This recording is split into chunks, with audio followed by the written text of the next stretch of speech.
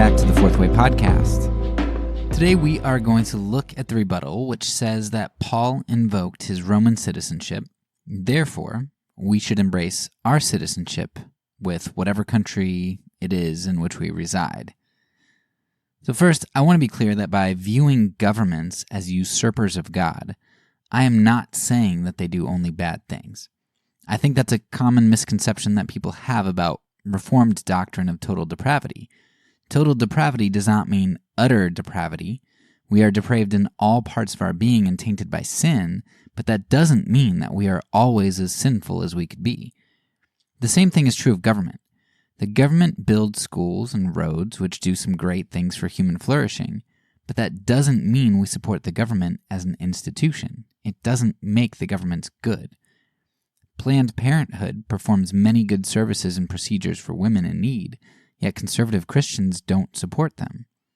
And of course, there are Christian counselors who perform conversion therapy who everyone could acknowledge perform good work elsewhere, but liberals wouldn't support them. No matter what side of the aisle you land on, we all recognize that doing some good doesn't legitimate an institution or a service. So how would I respond to Paul's invocation of Roman citizenship?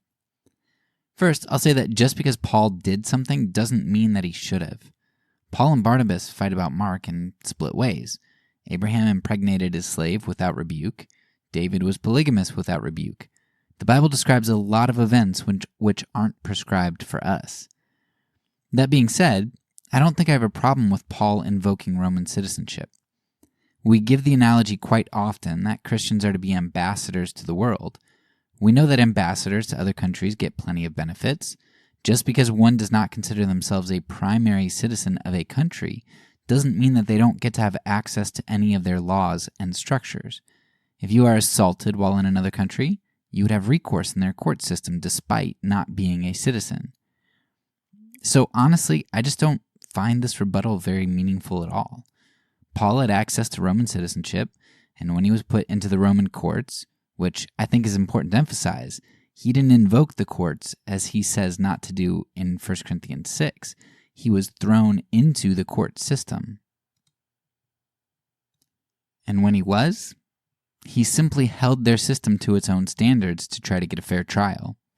We only see Paul invoking his citizenship when Rome oversteps its bounds or thrusts him into a particular situation. We don't see Paul going around and trying to make his Roman citizenship a primary thing. I know that maybe you were expecting more out of my answer here, but that's just kind of how I see it at the moment. I will make sure to link some other resources, however, in the show notes, which would get down into the weeds a whole lot more, if that's something that you want to look at from different angles. That being said, I'm not really done here because today is Juneteenth, and I wanted to tie this episode into this special day. I thought that while I don't have much more to say about Paul's situation in general, I think I can maybe provide some other ideas about citizenship. One of the works which came immediately to mind for today, dealing with citizenship and dealing with Juneteenth, was Frederick Douglass's What to the Slave is the 4th of July. Now, Douglas, of course, was a very prominent figure in the abolition movement, and we could draw a lot from his works. One of the things that stuck out to me from his autobiography was that the more religious of a Christian a master was, the worse Douglas thought they usually tended to be. And Douglas was a Christian, so he wasn't at all talking against Jesus. He was just recognizing that a certain type of person was able to take religion and wield it with great ferocity.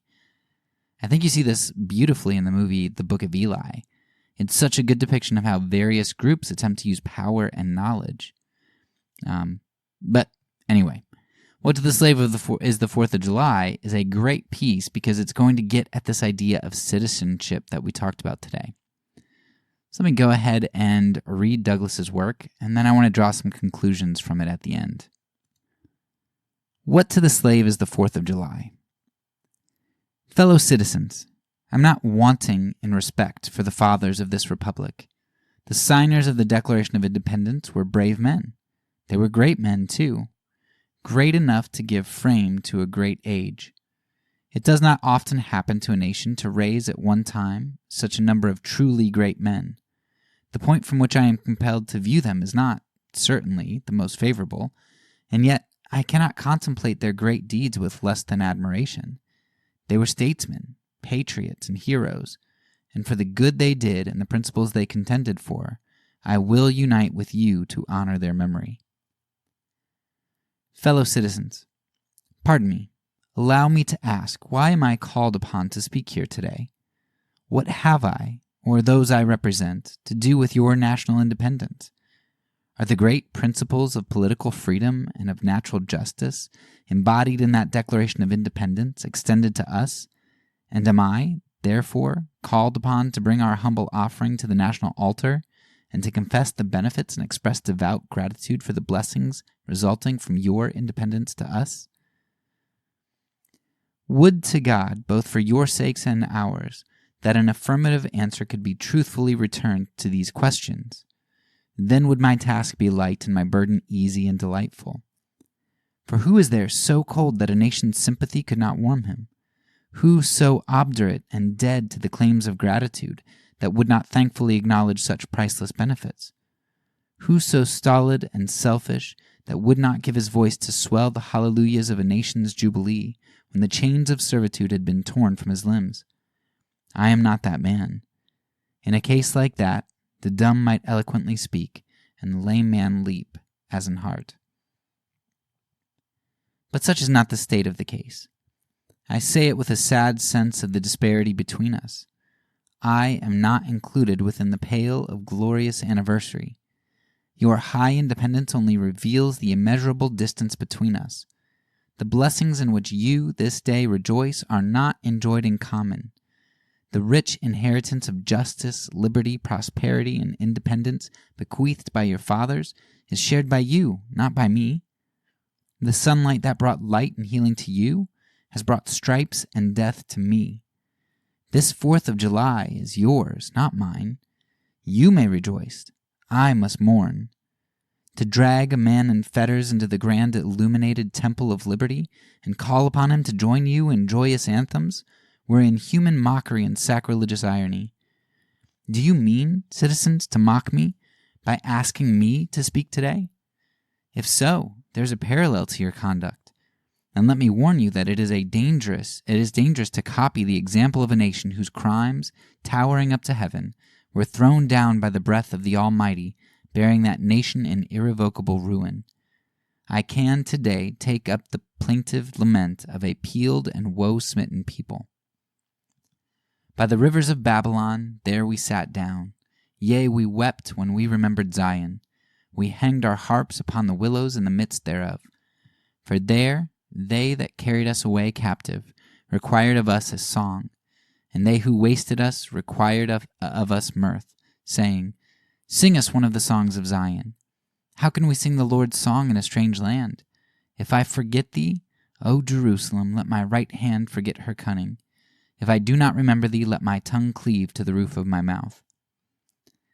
Fellow citizens, above your national, tumultuous joy, I hear the mournful wails of millions, whose chains, heavy and grievous yesterday, are today rendered more intolerable by the jubilee shouts that reach them.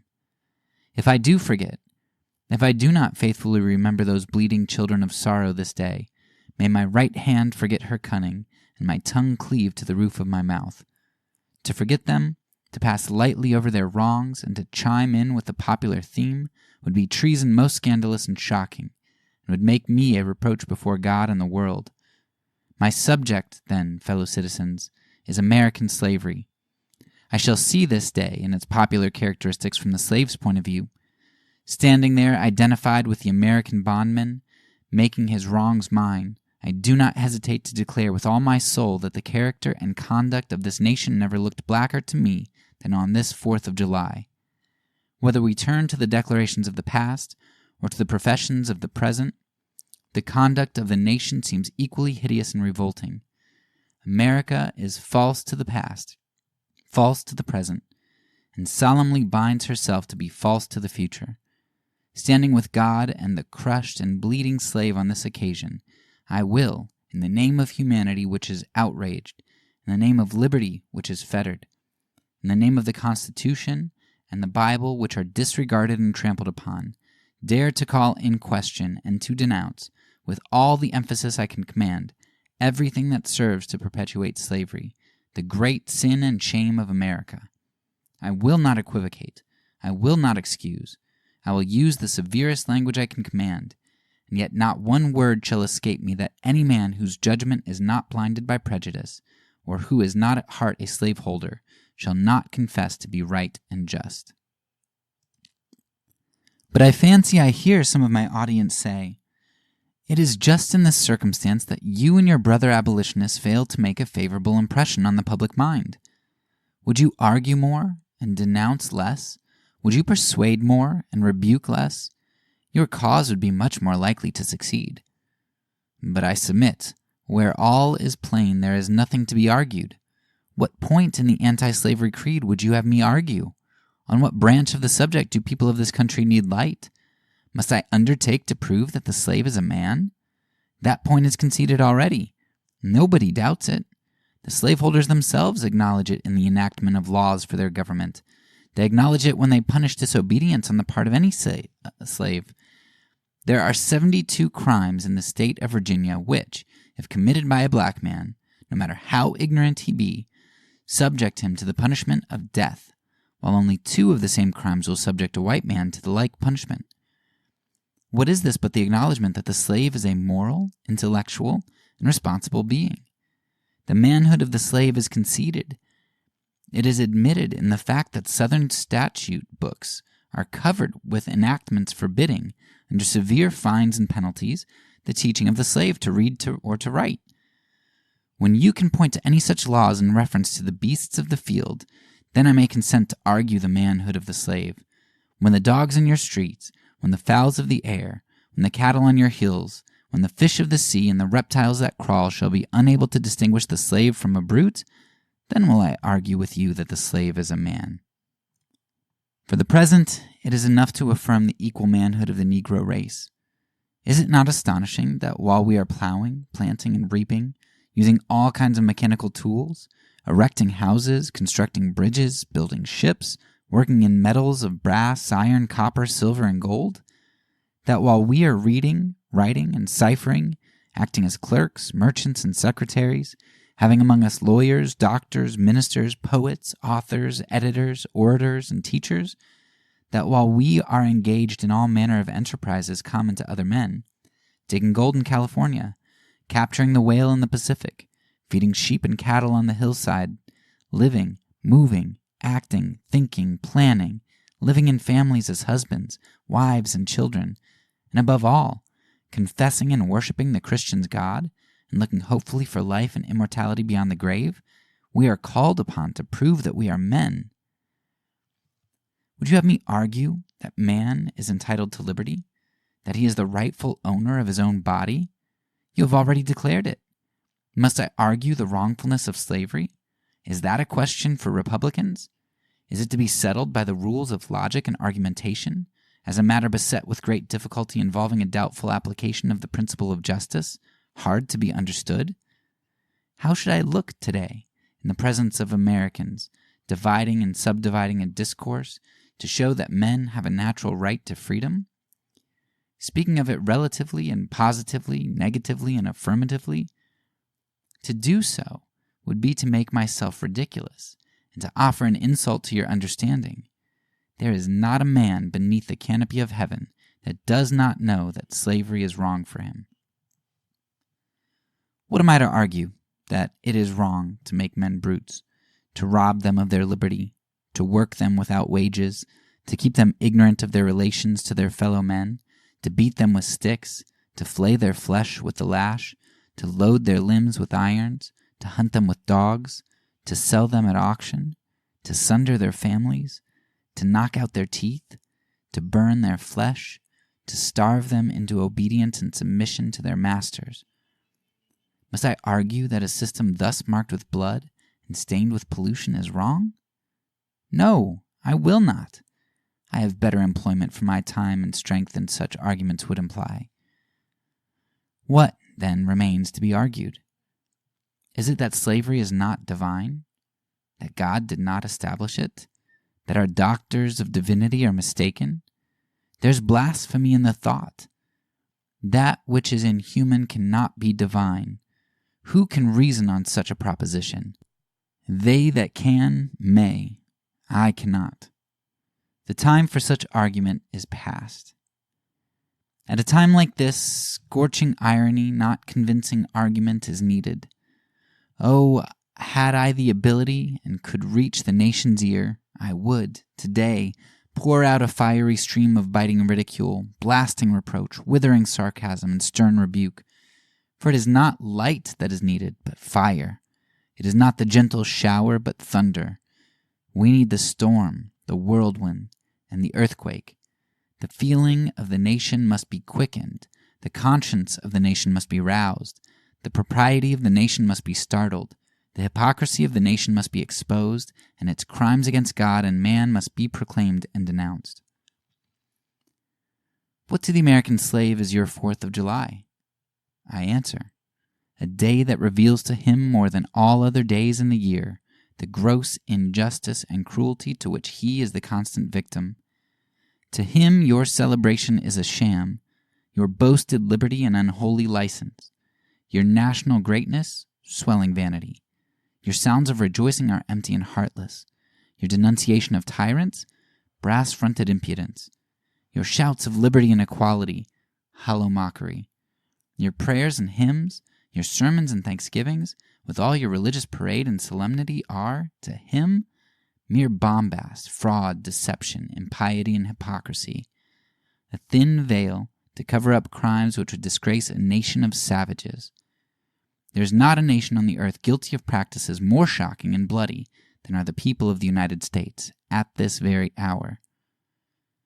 Go where you may, search where you will, roam through all the monarchies and despotisms of the old world, travel through South America, search out every abuse, and when you have found the last, lay your facts by the side of the everyday practices of this nation, and you will say with me that, for revolting barbarity and shameless hypocrisy, America reigns without rival. Allow me to say, in conclusion, notwithstanding the dark picture I have this day presented of the state of the nation, I do not despair of this country. There are forces in operation which must inevitably work the downfall of slavery. The arm of the Lord is not shortened, and the doom of slavery is certain. I therefore leave off where I began, with hope. While drawing encouragement from the Declaration of Independence, the great principles it contains, and the genius of American institutions, my spirit is also cheered by the obvious tendencies of the age. Nations do not now stand in the same relation to each other that they did ages ago. No nation can now shut itself up from the surrounding world and trot round in the same old paths of its fathers without interference. The time was when such could be done. Long-established customs of hurtful character could formally fence themselves in and do their evil work with social impunity. Knowledge was then confined and enjoyed by the privileged few, and the multitude walked on in mental darkness. But a change has now come over the affairs of mankind. Walled cities and empires have become unfashionable. The arm of commerce has borne away the gates of the strong city. Intelligence is penetrating the darkest corners of the globe. It makes its pathway over and under the sea as well as on the earth. Wind, steam, and lightning are its chartered agents. Oceans no longer divide, but link nations together. From Boston to London is now a holiday excursion. Space is comparatively annihilated. Thoughts expressed on one side of the Atlantic are distinctly heard on the other. The far-off and almost fabulous Pacific rolls in grandeur at our feet. The celestial empire, the mystery of ages, is being solved. The fiat of the Almighty, let there be light, has not yet spent its force.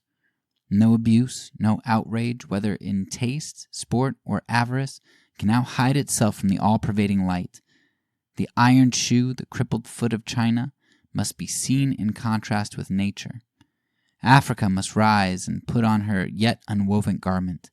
Ethiopia shall stretch out her hand unto Oud.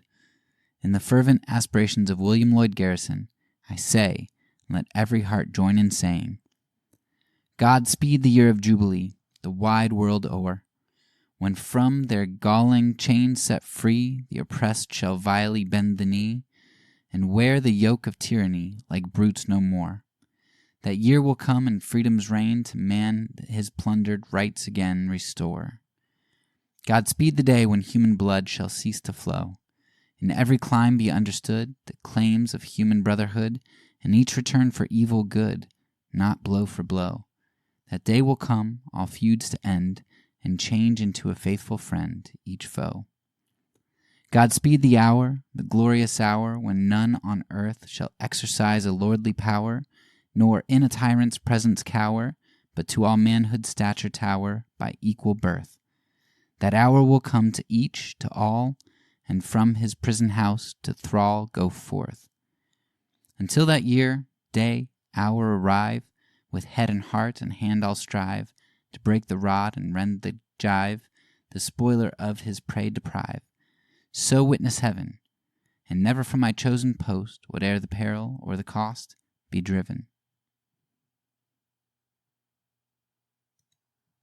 I love that piece. Douglas lays it all out, and he just doesn't hold anything back, and it's fantastic. Sobering, but amazing, and especially I think in retrospect, is that it's not too much longer until slavery, at least by law, is overturned. It's exciting to kind of know that happens, but then also depressing to know that all that happens with Jim Crow and sharecropping and stuff. Anyway. So let's talk about this piece in relation to today's episode. So first, I love Douglas's use of "your" throughout the beginning, right? He says, he's basically saying, hey, look, I don't have a part in this. You guys are talking about freedom and all this stuff. This is your 4th of July. This isn't the slaves' 4th of July. It's not our 4th of July. We're not equal. We're not really, truly citizens. You say we are, but we aren't. And Douglas was recognizing the fact that I don't think he was truly a citizen in terms of how he was ultimately viewed and treated, but he was definitely more so than the slaves. But they were being kept out of full participation in citizenship. The second thing that I want to note is one particularly powerful paragraph, and that was the one where Douglas was talking about. It's kind of where the title comes in. What to the American slave is your 4th of July? I answer, a day that reveals to him more than all other days of the year the gross injustice, cruelty, right? So he goes into all that. And it's towards the end. It's a beautiful paragraph. But he says a couple things that I think are important. He says, first of all, true citizenship trumps facade citizenship, right? And then second, he recognizes that American ideals are really hypocritical facades. So he's just really underlining the hypocrisy of the American citizenship of his day. And I think these two things go together and are very powerful, because independence wasn't his, and the independence narrative that they celebrated on the 4th of July was really a sham. Like it wasn't true, and that's what he was basically pointing out, right? And isn't that what I'm really kind of trying to say today? That citizenship in the little K kingdoms, whether you're in Great Britain, Iran, the United States, China, those citizenships, they're shams. The nations offer us the rights that they determine, and the rights that they say they determine from God. Right? They even invoke his authority, just like the Book of Eli talked about. But our God-given rights are only rights for some, and at certain times, betraying the fact that we don't really believe their natural rights are God-given. For Douglas, it was, he's got inalienable rights, or people in the United States did, but only certain people, right? only white people, basically. We have the same thing today. Immigrants. We don't want to give them inalienable rights. What about prisoners? If we deem that they're the types of prisoners we want to be able to not have inalienable rights, put them up in Guantanamo Bay, right? Treat them not as prisoners of war, treat them as inhuman. We do the same thing today. Citizenship by countries is a sham. It's not the citizenship that God divvies out. It's not the human citizenship. God's citizenship, this big K kingdom citizenship, right? That's borderless. You can go anywhere. It's intrinsic. No matter where you go, it follows you. It doesn't stop at some arbitrary border. It's borderless, and it's for everybody. It truly is for all, and it truly is irrevocable. It is broader than our national rights, as we have the rights of sons and daughters to an all-powerful sovereign of the universe. Now, those are some rights, right? Whereas Douglas had rights withheld from him, and therefore wasn't really a citizen. He wasn't a citizen due to exclusion. Our recognition that we aren't truly citizens of any nation is exclusion by choice. We're saying, your citizenship is a sham. I've got the real thing, the real deal, the real citizen. I'm a citizen of the real sovereign. I'm not your citizen. So finally, I want you to notice that Douglas's hope was not that America was so great that she would do the right thing, but rather that nations would no longer be independent because truth was global. Now think about how powerful that is. This great nation, the United States, wasn't so great that she would correct herself.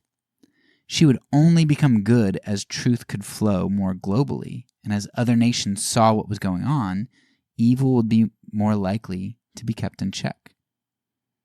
And that's what Douglas says. He said, it's right there towards the end if you want to go back and look at it. But he says, because there are really no borders anymore, it's a vacation now from Boston to London. The seas are no longer barriers, but they're highways, they're connectors, because we can get across them so quickly. Douglas was saying, you can't hide things anymore. Everybody sees what you're doing. And in that light shining in the darkness, it's going to cause change. I believe that it's going to cause slavery to overturn.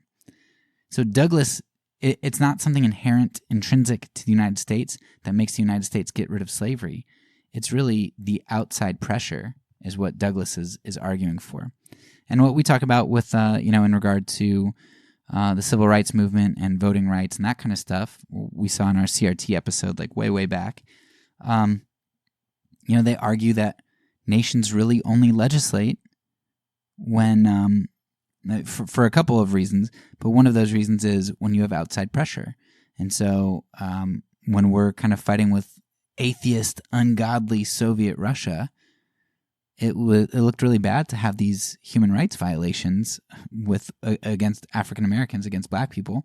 And so we're like, we kind of need to fix that if we're going to fight the Soviet Union. So part of legislation, anti-racist legislation, was a result of having to fix that image of human rights. It was in our best interest to get rid of that, which is also why we put in God We Trust and Under God in the Pledge, right? Why did we do that stuff? What happened right there in the beginning of the 50s, right before Brown versus the Board of Education. And anyway, rabbit trail. You can go back and listen to that episode, but I mean that's what Douglas is essentially acknowledging. The outside pressures are going to impact evils being exposed and changed. So, just think about that. A borderless world is the type of world Douglas envisions getting rid of slavery. And while the secular world, the world at large, has become more borderless, isn't that what we're arguing for as big K kingdom people, as Christians? That Christ's kingdom is borderless? I mean, that's what we want. The last thing I want you to see here is something that I don't think Douglas was trying to say this, and he didn't realize what he was saying So I'm going to draw a conclusion, though, from what he was saying. But he ends up confirming something that we've talked about here a lot. So a lot of people get hung up on Romans 13. Well, look, it says that the government's good, or I guess 1 Peter, submit to governments. And see, like, God loves government, and it's set up to do good. And they forget that, all over the Old Testament, it calls, like, Nebuchadnezzar a servant of God. And if you know the story of Nebuchadnezzar, right, he builds this big idol to himself. He conquers all these nations and slaughters people and tortures, and he's a terrible guy. But God calls him his servant. So people get hung up on all of this kind of stuff. But I think Douglas kind of highlights here with this idea of nations keeping other nations in check and having a sovereign God here. He helps us to see this idea of God wielding the nations, right? God uses the nations who are evil to bear the sword and to keep evil in check. Or as it says in Psalm 34:21, evil will slay the wicked. So whether Douglas realized it or not, he saw that him coming to a realization of citizenship, he and the slaves actually realizing, obtaining their citizenship, relied on a world without borders, where truth reigned supreme and was exposed if people were trying to keep it hidden, and where the nations are wielded by the sovereign God to suppress evil. Okay, let me repeat that. A world without borders, so a borderless nation, where truth reigns supreme, and nations, even evil nations, were wielded by the sovereign of the universe to suppress evil. That's all we're saying in this season, and I think Douglas's work illuminates that so well. Douglas would have made a good Christian anarchist. Maybe he was one. I don't know. Let's celebrate today that not too long after Douglas's speech, the slaves were freed, which is what is celebrated today, the freeing of the last slaves in the United States.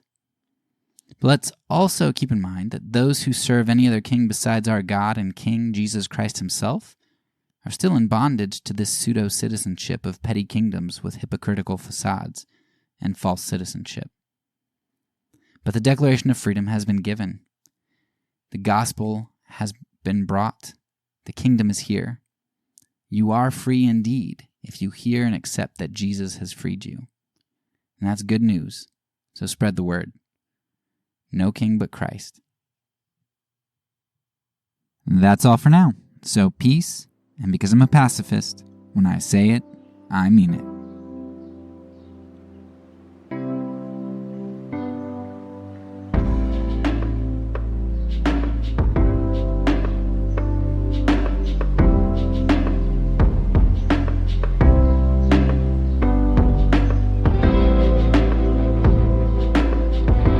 This podcast is a part of the Kingdom Outpost Network. Please check out the links below to find other great podcasts and content related to nonviolence and kingdom living.